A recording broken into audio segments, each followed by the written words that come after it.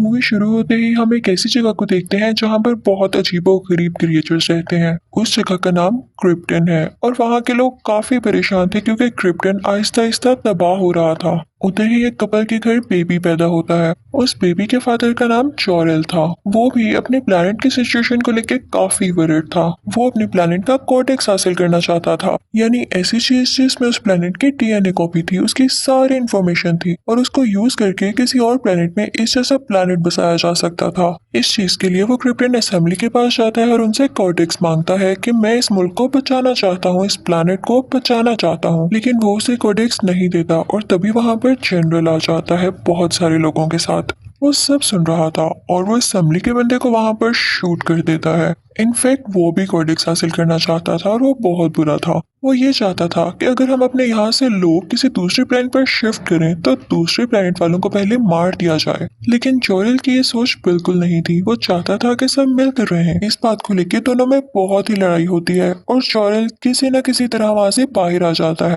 फिर वो वहां पर अपने पेट ड्रैगन को बुलाता है और उस पर बैठकर वहां से बाहर आ जाता है। फिर वो वहां से जाता है कॉर्टेक्स के पास। तभी उसके पीछे पीछे जनरल भी आ जाता है और वहां पर भी उसको अटैक करने की कोशिश करता है, लेकिन जोरल का ड्रैगन खुद पर चोट खाते हुए जोरल को वहां से बाहर निकाल लेता है। फॉर्चुनेटली जोरल ने वो कॉर्टेक्स हासिल कर लिया था। वो जैसे तैसे करके वो कॉर्टेक्स अपनी बीवी को ला कर देता है। फिर कहता है कि ये लो, इसका सारा डीएनए हमारे बेटे में ट्रांसफर कर दो क्योंकि क्रिप्टन अब तबाह होने वाला है। जोरल कहता है कि मुझे शुरू में ही पता चल गया था कि हमारा बेटा कोई आम बच्चा नहीं है, इसमें बहुत सारी एबिलिटीज हैं। हमें अभी इसकी जान बचानी होगी ताकि बड़ा होकर ये बहुत बड़ा आदमी बने। इसी के साथ वो उसे एक स्पेसशिप में कहीं दूर भेज देते हैं। जोरल ने अपने बेबी के साथ एक की भी रखी हुई थी। जोरल की वाइफ काफी इमोशनल हो जाती है, रोने लगती है, लेकिन उन्हें ऐसा करना ही था। तभी वहां पर वो जनरल दोबारा आ जाता है और जोरल पर काफी अटैक्स करके इस बार उसे मार देता है। ये बहुत ही बुरी बात हुई थी।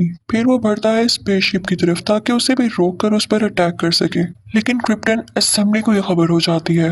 वो उसे रोकने के लिए फौरन से एक फाइटर भेजती है। स्पेसशिप डैमेज होने से बच जाती है। जब असेंबली मेंबर्स को यह खबर होती है कि उन्होंने जोरेल को मार दिया तो वो उन्हें सजा देने के लिए एक चीज में कुछ सालों के लिए कैद कर देते हैं। दूसरी तरफ हम उस बेबी की स्पेसशिप को देखते हैं जो कि फाइनली दुनिया पर यानी प्लैनेट अर्थ पर पहुंच चुकी थी और क्रिप्टन वहां पर तबाह हो रहा था और उसमें मौजूद लोग भी। अब स्टोरी आती है प्रेजेंट की तरफ। हम एक शिप में एक फिशरमैन को देखते हैं। उसका नाम था क्लार्क। वो भी बहुत सुपर एबिलिटीज रखता था। उस वक्त पास ही में एक जहाज क्रैश हो रहा होता है। क्लार्क फौरन से वहां पर जाता है और रेस्क्यू टीम भी वहां पर आ जाती है। इसी दौरान एक टॉवर भी वहां पर गिरने लगता है और क्लार्क अपनी पूरी पावर से उस टॉवर को रोक लेता है, लेकिन तभी वो जहाज ब्लास्ट हो जाता है जिसकी वजह से क्लार्क भी पानी में गिर जाता है। उसे सब पुरानी बातें याद आने लगती हैं कि जब वो छोटा बच्चा था तो उसके पास कैसी कैसी एबिलिटीज थी। वो सब कुछ स्कैन कर सकता था, उसे दूर की आवाजें आती थीं। वो बहुत पावरफुल भी था।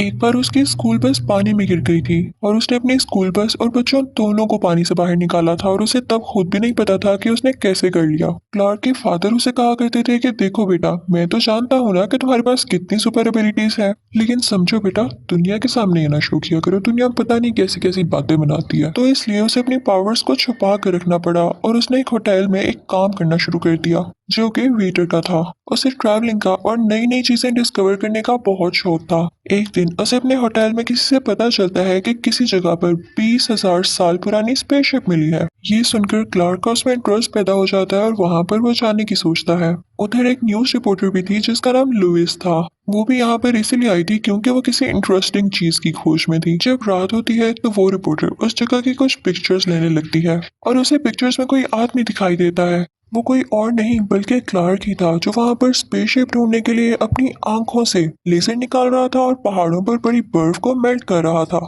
लेकिन उसे वो स्पेसशिप मिल ही जाती है। उस स्पेसशिप के अंदर एक मॉड्यूल होता है। क्लार्क के पास एक मिस्टीरियस की थी जो कि वो उस मॉड्यूल में लगा देता है। उसमें से जोरेल निकलता है और क्लार्क से कहता है कि मेरे बेटे तुम आ गए। तो क्लार्क कहता है आप कैसी बातें कर रहे हैं। तो जोरेल कहता है कि हम सब क्रिप्टन प्लैनेट पर रहा करते थे तुम मेरे बेटे हो और जब वो क्रिप्टन प्लेनेट तबाह हो रहा था तो मैंने और तुम्हारी माँ ने तुम्हें इस दुनिया पर भेज दिया। और रही मेरी बात तो मुझे एक आदमी ने कोडेक्स की लालच में मार दिया। वो उसे कोडेक्स के बारे में भी सब कुछ बताता है। वो कहता है कि मैंने तुम्हें भेजने से पहले तुम्हारा डीएनए कोडेक्स के डीएनए से मैच कर दिया था और इसीलिए तुम में बहुत सारी सुपर पावर्स हैं। इसका तुम अच्छे से इस्तेमाल करना और इसके लिए मैं तुम्हें एक स्पेशल सूट भी देता हूँ। ये सब कुछ वो रिपोर्टर लड़की भी देख रही होती है।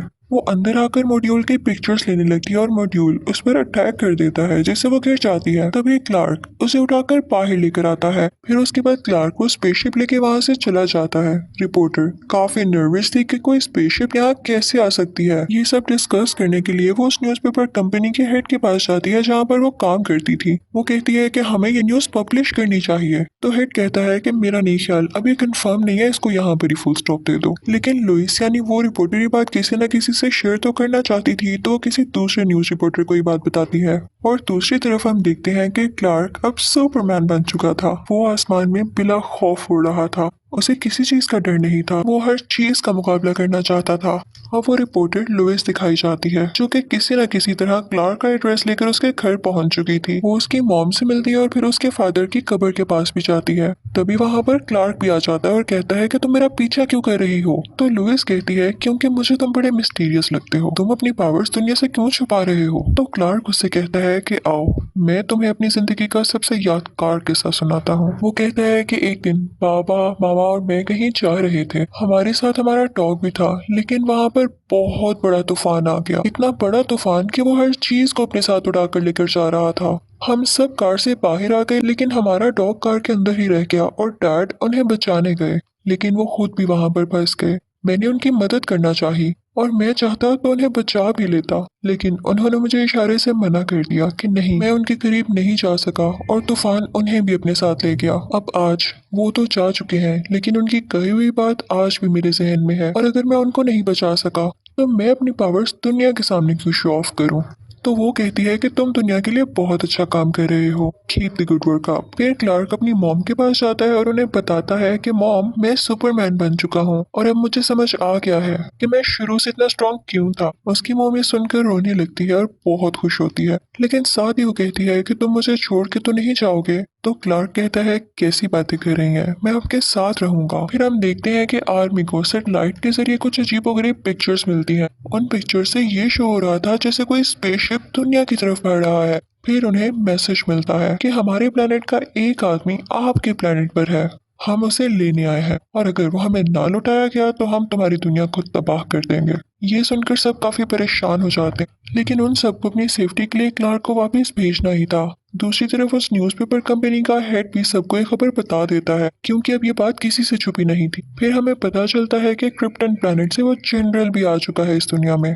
आर्मी ऑफिसर्स और काफी ज्यादा एजेंट सुपरमैन को ढूंढ रहे होते हैं। सुपरमैन नहीं चाहता था कि उसकी वजह से इस दुनिया में कोई मसला पैदा हो तो वो खुद ही उनके सामने चला जाता है। अरेस्ट करके एक रूम में लाया जाता है जहाँ पर लुइस उससे बातचीत करती है, उससे इन्वेस्टिगेशन करती है। उस रूम में ग्लास लगा होता है जिसके पीछे से आर्मी भी उनकी बातें सुन रही थी। तो क्लार्क उस शीशे के पास जाता है और कहता है कि आपको मुझ पे नजर रखने की कोई जरूरत नहीं, मैंने आपकी सेफ्टी के लिए ही ये खुद को सरेंडर किया और आप फिक्र न करें, आप भेज दें मुझे उन लोगों के पास ताकि आप लोग सेफ रहें। इस बात से उनको भी अंदाजा हो जाता है कि ये पूरा इंसान नहीं। अब सुपरमैन को एक मैदान में ले जाया जाता है जहाँ पर क्रिप्टन प्लैनेट के लोग उसे लेने आते हैं। वो लोग प्लैनेट अर्थ की आर्मी को कहते हैं कि हमें अपने साथ लुइस को भी ले जाने दें लेकिन आर्मी नहीं मानती। तो लुइस कहती है कि कुछ नहीं होता, फिलहाल मुझे जाने दें और वो उनके साथ चली जाती है। क्रिप्टन प्लैनेट पहुंचते ही लुइस को एक चैम्बर में बंद कर दिया जाता है और अब जनरल आता है सुपरमैन के पास। वो सुपरमैन से कहता है ये तो तुम भी जानते होगे कि क्रिप्टन अब तबाह हो चुका है,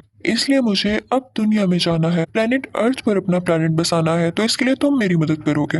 तो मुझे ये भी बताओ कि कॉर्डेक्स कहाँ पर है। तो सुपरमैन कहता है कि मैं नहीं जानता। जनरल कहता है यानी तुम चाहते हो मैं तुम सब लोगों को मार के दोबारा से नया क्रिप्टन बनाऊं। दूसरी तरफ हम लुइस को चैम्बर में देखते हैं। उसके पास क्लार्क की वो मिस्टीरियस की थी जो कि उसी ने उसे दी थी। वो उस की को वहां पर लगाती है तो जोरल फिर से वहां आ जाता है वो लुइस से कहता है कि ये स्पेसशिप मैंने ही बनाई है और मैं इसके सब रास्ते जानता हूँ, बस वैसा ही करना जैसा मैं तुम्हें बताऊंगा। वो उसे लेके बाहर निकल आता है और वो लोग उन लोगों पर अटैक करने लगते हैं, लेकिन जनरल के लोग आगे से उन पर भी अटैक करते हैं। जैसे तैसे लुइस जोरल की मदद लेके एक और स्पेसशिप में दुनिया में वापस चली जाती है। अब जोरल सुपरमैन के पास जाता है और उसे कहता है कि तुम्हें इतनी पावर है, तुम इसका यूज क्यों नहीं कर रहे हो? तुम स्पेसशिप का दरवाजा तोड़ सकते हो। सुपरमैन अपनी पूरी पावर से उसका दरवाजा तोड़ देता है। बाहर आने पर उस पर सूरज की रोशनी पड़ती है, जिससे वो और ज्यादा पावरफुल महसूस करता है। लुइस जो कि स्पेसशिप में प्लेनेट अर्थ की तरफ जा रही थी, उसकी स्पेसशिप रास्ते में ही क्रैश होने लगती है। सुपरमैन फौरन से उधर जाता है और उसको बचाकर आराम से नीचे ले आता है।